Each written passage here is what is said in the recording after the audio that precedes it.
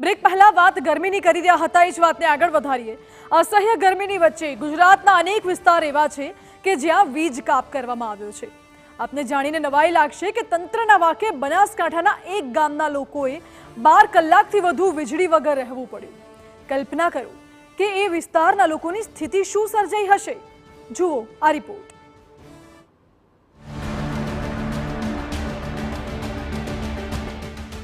આભમાંથી રીતસરની આગ વરસી રહી છે, રાજ્ય આખું શેકાઈ રહ્યું છે, અને જો તમને કોઈ એમ કહે કે આપે વગર પંખાએ કે એસીએ રહેવાનું છે તો શું થાય?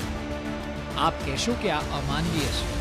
આટલી આકરી ગરમીમાં જો વીજળી કાપ હોય તો પછી તેનાથી અસહ્ય બીજું કોઈ પગલું હોય જ ન શકે।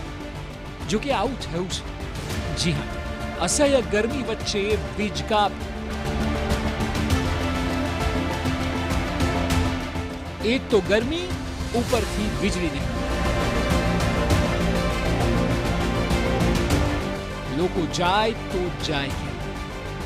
આ દ્રશ્યોને જો, વૃદ્ધો હોય કે સ્ત્રી અને બાળક, તમામ લોકો મજબૂર છે તડકામાં ઘરની બહાર બેસવા માટે। ગરમીમાં ઘરની બહાર રહેવું કદાચ તેમના માટે ફરજિયાત બની ગયું હતું, અને તે પણ 45 ડિગ્રી તાપમાન। આ સાંભળતા જ કમકમાટી અનુભવાય તેવું વાસ્તવમાં આ લોકો સાથે બન્યું છે। અંગ દજાડતી ગરમીમાં પાલનપુરના જગાણા ગામના લોકો અને તેની આસપાસના 4 જેટલા ગામમાં 12 કલાક સુધી વીજ કાપ સહન કરવો પડ્યો, અને તે પણ યુજીવીસીએલના પાપે। સવારે 6 વાગ્યાથી જ લાઇટ નહોતી, અને એ પણ 12 કલાક સુધી। ગ્રામજનોનું કહેવું છે કે આ અયોગ્ય છે, આવું તો બિલકુલ ન ચાલે। ગરમીમાં કોઈની તબિયત લથડી હોત તો પછી જવાબદારી કોણ લે? જ્યારે ગુજરાત સરકારે ઓરેન્જ એલર્ટ જાહેર કર્યું છે ત્યારે આ જગાણા ગામમાં અને જગાણા ગામના આજુબાજુના ગામોમાં છેલ્લા 12 કલાકથી કાપ આપવામાં આવ્યો છે। આવી ભયંકર ગરમીમાં પબ્લિક ત્રાહિમામ થઈ ગઈ છે, અને આવી રીતના રહેશે તો કેટલાયના જીવ ગુમાવવાનો વારો આવશે। તે મહેરબાની કરીને સરકારને એટલી નમ્ર અપીલ છે કે કાપ હોય તો કદાચ સમારકામ ચાલુ હોય તો 2 કલાકનું હોય, 2 કલાકથી વધારે સમારકામ આવી ભયંકર ગરમીમાં ના આપી શકાય। મહેરબાની કરીને લાઇટ આવે એવી કૃપા। જે જગાણા ગામ અને આજુબાજુના ગામોમાં જે લાઇટ કાપ છે, તો તમે જોઈ શકો છો આજે આખું ગામ, એ સમગ્ર ગામ આજે ગોદરે આવી ગયું છે, અને નાના બાળકોને જોઈ તો ખૂબ પરેશાની તકલીફો પડે છે। અત્યારે પીલુચા ખાતે પણ એક નાના બાળકનો આજે જ લોકાઈ ચારો પટ્યો, એ ગરમીના લીધે 4 વર્ષના બાળકે જીવ ગુમાવ્યો છે, અને લોકાઈ ચારામાંથી જઈને જ હું આવું છું। તો સરકારને નમ્ર વિનંતી છે કે તમારે જે કોઈ સમારકામ કરવું હોય અથવા જે કોઈ કાર્ય કરવું હોય તો તમે શિયાળામાં કરી શકો છો। એક બાજુ તમે હીટ વેવની આગાહી આપો છો, 5 દિવસ ઓરેન્જ એલર્ટની જાહેરાત કરો છો, અને એ જ ઓરેન્જ એલર્ટમાં તમે આવી રીતના લાઇટ કાપ મૂકશો તો એ યોગ્ય નથી।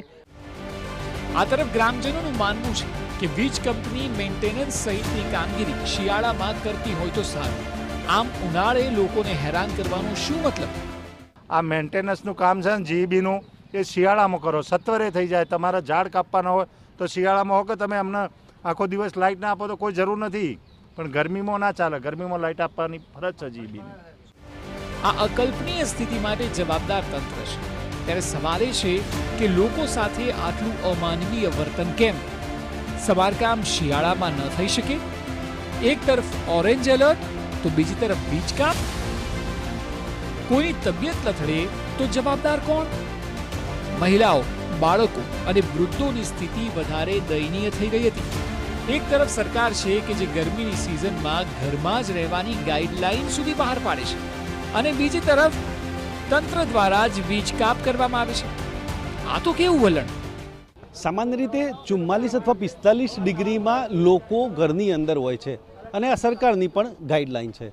પરંતુ પાલનપુર તાલુકાનું આ જગાણા ગામ છે, જે આજે આખું ગામ છે એ ગામમાં છે એટલે કે ઘરની બહાર છે, અને એનું કારણ છે કે અહીંયા 12 કલાકનો લાઇટ કાપ છે। આવી ધગધગતી ગરમીમાં લાઇટ કાપ હોવાને કારણે આ જગાણા ગામના દ્રશ્યો બતાવીશ કે જે આ લોકો છે તેઓ જે ઘરની બહાર છે, અને જે પ્રકારે અહીંયા ગામના મોટા ભાગના લોકો છે એ ગામમાં છે, કારણ કે અહીંયા 12 કલાકનો લાઇટ કાપ છે, અને જેને કારણે લાઇટ ન હોવાને કારણે ગ્રામજનો પરેશાન છે। જો કે જે જીઈબી હોય, વીજ વિભાગ હોય, તેનું મેન્ટેનન્સનું જે કામ ચાલી રહ્યું છે, અને આ કામ ચાલુ હોવાને કારણે 12 કલાકનો લાઇટ કાપ આ 45 ડિગ્રી ગરમીમાં આપ્યો છે. એટલે કે 12 કલાક સુધી અહીંયા લાઇટ મળવાનું નથી અને લોકો પરેશાન થવાના છે.